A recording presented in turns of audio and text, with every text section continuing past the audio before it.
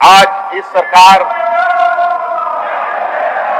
को पत्रकार, media channel, तरह तरह के सोशल मीडिया, चाहे क्षेत्रीय हो चाहे अंतर्राष्ट्रीय स्तर का हो, सब जगह इनको बदनाम करने का एक षड्यंत्र रचा जा रहा है।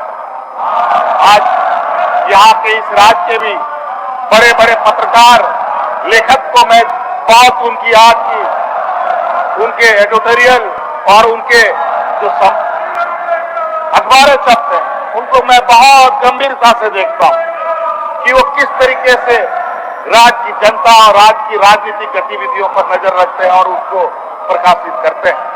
अध्यक्ष महोदय, मुझे बहुत दुख होता है आज के दिन में भी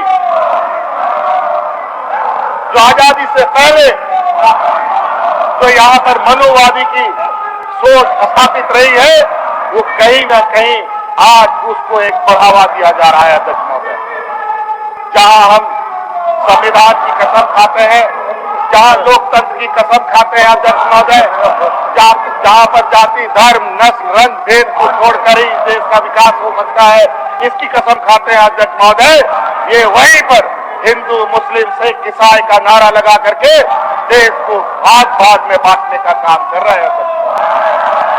आज देखिए, हमारे यहाँ कई नेता बैठे हैं, जहां हिंदू मुस्लिम की लड़ाई होती है, ये अचानक एक मैदान की तरह वहां हाजिर हो जाते हैं। आज इनके नेता जहां ये घटना होते हैं, हवाई जहाज से, जेट प्लेन से आते हैं और बोलते हैं कि हम इनको राहत दे रहे हैं अध्यक्ष महोदय, और बोलते हैं सरकार की जिम्मेवारी है, इनको क्यों नहीं आप लोगों ने हवाई जहाज से रेस्क्यू कराया। मैं ये जानना चाहता हूं अध्यक्ष महोदय, अगर इनके पास इतना पैसा है तो ये खुद क्यों नहीं उन हवाई जहाज से उनकी रेस्क्यू करते हैं अध्यक्ष महोदय, जहां लाखों करोड़ रुपया की बंदरबांट करते हैं अध्यक्ष महोदय। और आज देख लीजिए 20 सालों में कितने इन लोगों ने मरीजों को रेस्क्यू कराया इस देश, इस राज्य से। आज इनको बताना चाहिए अध्यक्ष महोदय, चाहे इस सरकार में अध्यक्ष महोदय, चाहे वो मुजरिम हो चाहे वो आम नागरिक हो, उसकी सुरक्षा हर संभव प्रयास करती है। अध्यक्ष महोदय, सरकार इस राज्य में किसी को मरने के लिए नहीं छोड़ सकती है अध्यक्ष महोदय।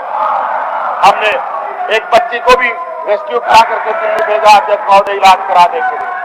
वहीं पर सरकार की कस्टडी में एक बेचारा नौजवान जिंदगी और मौत से लड़ रहा था, उस लड़के को भी हमने हवाई जहाज से रेस्क्यू करके भेजा था अध्यक्ष महोदय।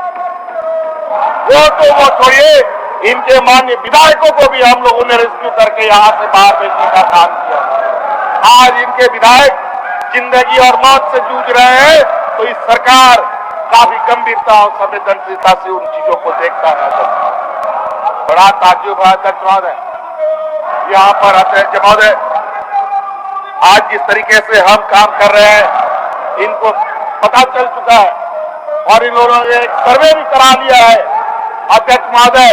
जो मुझे जानकारी है कि सर्वे में ही आने वाला 2024 में इनका सुपड़ा साफ होने जा रहा है अध्यक्ष महोदय, इसलिए इनके इन प्रकार इस सरकार को अस्थिर करना चाहती है।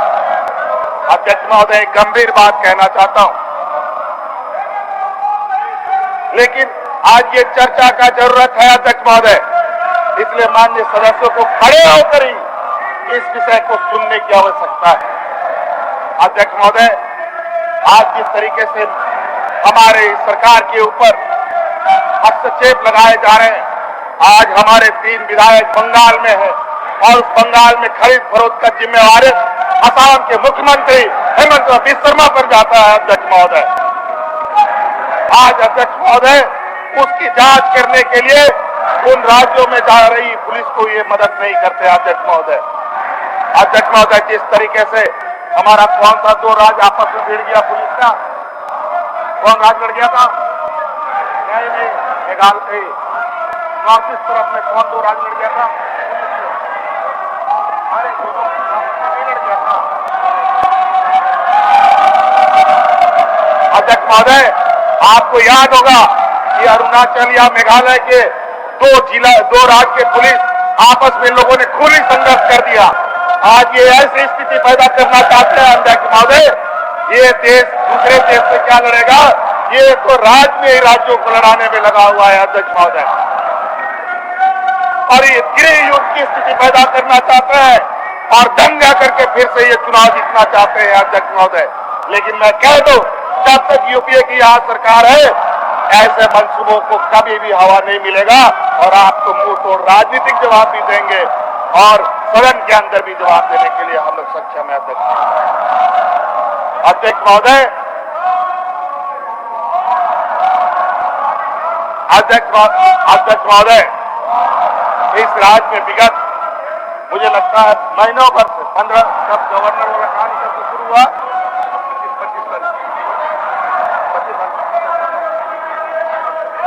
अध्यक्ष महोदय 25 अगस्त से इस राज्य में एक ऐसा वातावरण तैयार किया जा रहा है, इलेक्शन कमीशन और हमारे राज्य के महामहिम राज्यपाल के द्वारा। इलेक्शन कमीशन कहता है हमने राज्यपाल को अपना मंतव्य दे दिया है, राज्यपाल कहते हैं और चुपचाप बैठ जाते हैं कि मुझे कुछ पता नहीं।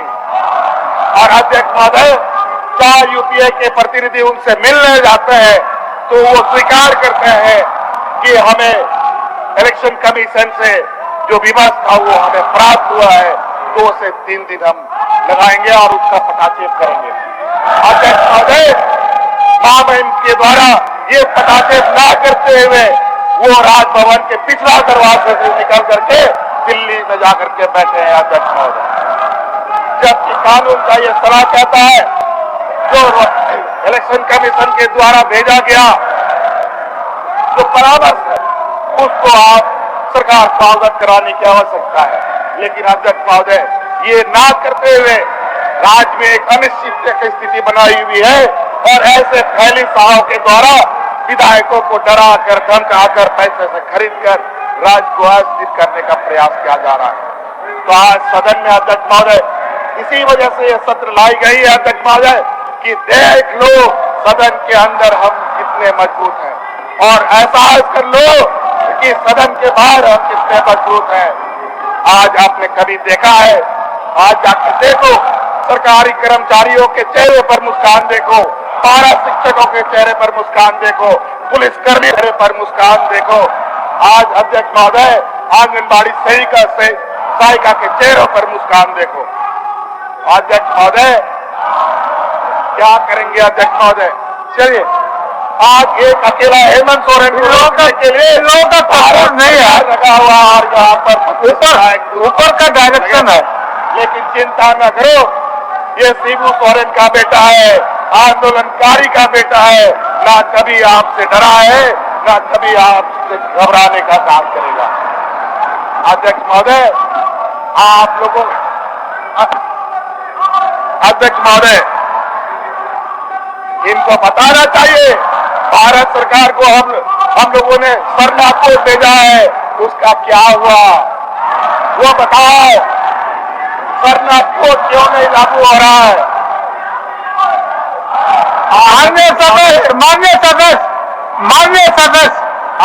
माननीय सदस्य संसदीय आचरण के तहत अगर बोलते जवाब का जवाब देते तो विषय होता।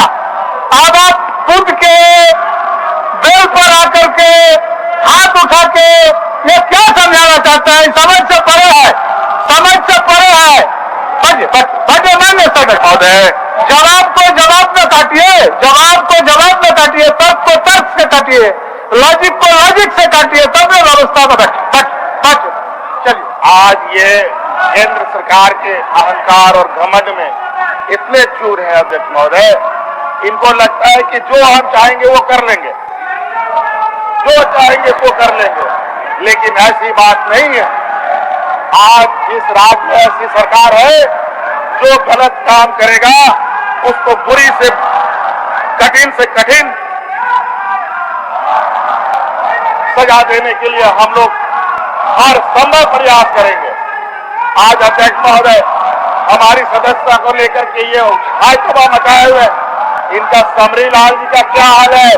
देखिए, एक विधायक वहां बैठा हुआ है, फर्जी विधायक यहाँ बैठा हुआ है अध्यक्ष महोदय, दूसरे राज्य से आके के फर्जी सर्टिफिकेट लेकर के विधायक बना हुआ है अध्यक्ष महोदय।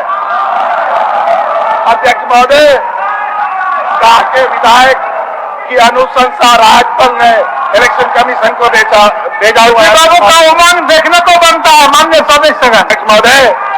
उस सवाल पर चुप्पी साधे हुए और 2-3 विधायक तो यहाँ बिकाऊ विधायक लोग बैठा हुआ, जो हमारे आदरणीय बाबूलाल मरांडी जी ना जाने इतने विद्वान होकर के कैसे कैसे आचरण करते हैं, मेरे समझ से परे आता है अध्यक्ष महोदय। कैसे रंग बदलते हैं, गिरगिट भी शायद इतना जल्दी रंग नहीं बदलता है जितना हमारे आदरणीय बाबूलाल मरांडी जी और हमारे आदरणीय सुदेश दास आदिवासी मूलवासी के सबसे बड़ा नेता। सम्मानित हो आपको अध्यक्ष महोदय। 20 साल में ये हमेशा इनका प्रयास रहा है कि हमारे दोनों हाथों में लड्डू बना रहे और अध्यक्ष महोदय यही नतीजा है। और ऐसे ही लोग की वजह से हमारे ऐसे ही आदिवासी कुछ और ऐसे ही मूलवासी लोगों की वजह से इस राज्य को छलता गया आया है अध्यक्ष महोदय। इसीलिए यहाँ पर स्थानीयता 1932 चाहे CNT SPT चाहे OBC की आरक्षण की बात हो, यहाँ आदरणीय बाबूलाल जी बैठे हैं, OBC का आरक्षण किसने घटाया है ये बता दे सदन को।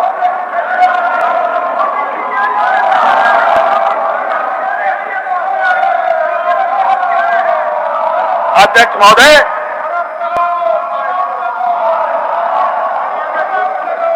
अध्यक्ष महोदय, आप बैठिए सिद्धू बाबू थक गए। सिद्धू बाबू बैठिए। अध्यक्ष महोदय, इनके विपक्ष में भी इतने नौटंकीबाज और नए नए चेहरे वाले लोग हैं, इनको पहचान पाना बड़ा मुश्किल है। इनकी जो शाखाएं चलती है उन शाखाओं में आदिवासी दलित पिछड़े अल्पसंख्यकों को कैसे बेवकूफ बनाया जाए इसकी एक ट्रेनिंग लेते हैं अध्यक्ष महोदय।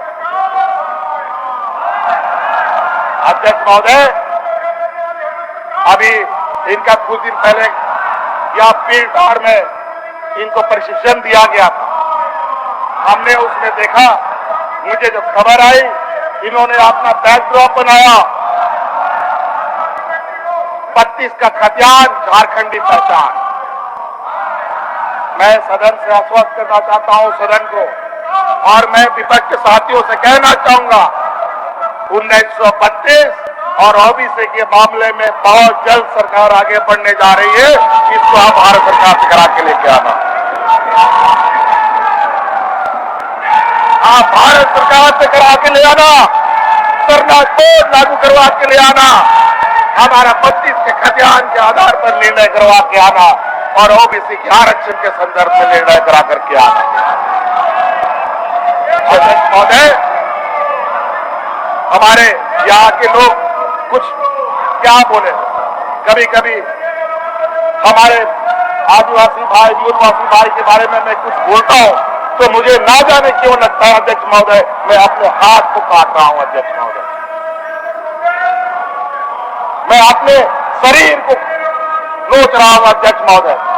लेकिन यहाँ के चंद जो इस तरीके के आचरण करने वाले नेता हैं, वो इस तरीके से अपने आप को कभी इधर कभी उधर ले जा करके अपने आप को देश के और राज्य के समक्ष और जनता के समक्ष प्रस्तुत करते हैं कि बेचारे और यहाँ के झारखंड के सरल सीधे साधे आदिवासी दलित पिछड़े लोग इनके चाल में आ जाते हैं। समझ में नहीं आता इनको कैसे ठगा जाता है। उस दिन अंकिता सिंह के यहाँ दुख व्यक्त करने गए 3 ब्राह्मण वहां पहुंचे, निशिकांत दुबे, मनोज तिवारी और कौन शर्मा, कपिल शर्मा। और कमाल की बात है, वहां स्थानीय सांसद सुनील सोरेन को छोड़ दिया। और जब हमने इस बात को सवाल उठाया, जब दूसरी एक घटना घटी, बाबूलाल जी ने तुरंत सुनील सोरेन को अपने बगल में बैठा लिया, पहुंच गया। अध्यक्ष महोदय, इनका जो चेहरा है अध्यक्ष महोदय, इतना भयावह, इतना डरावना और इतना क्रूर है, इसको पहचानना इतना आसान नहीं है।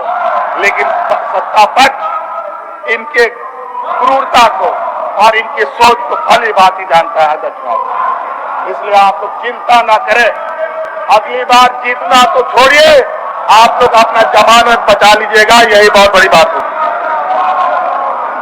चलिए, हो गया अध्यक्ष महोदय,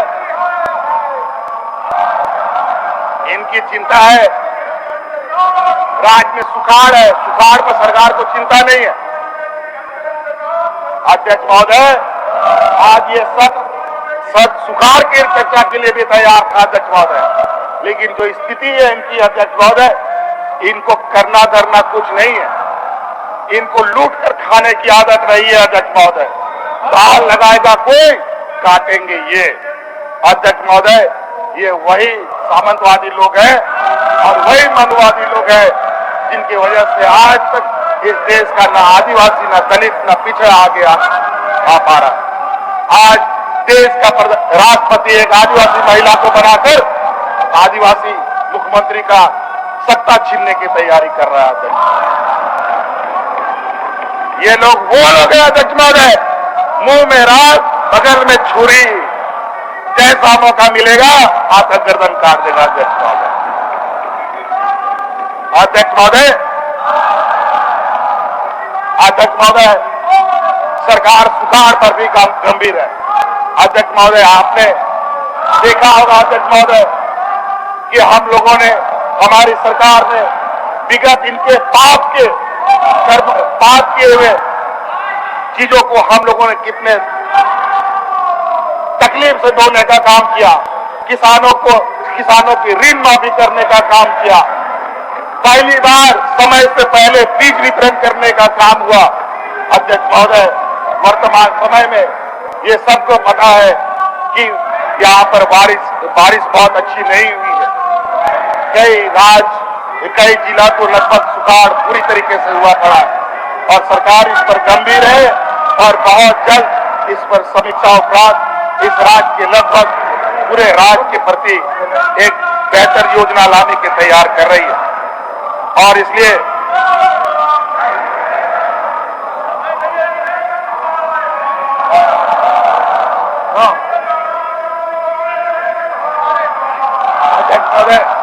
और भी सुनेंगे।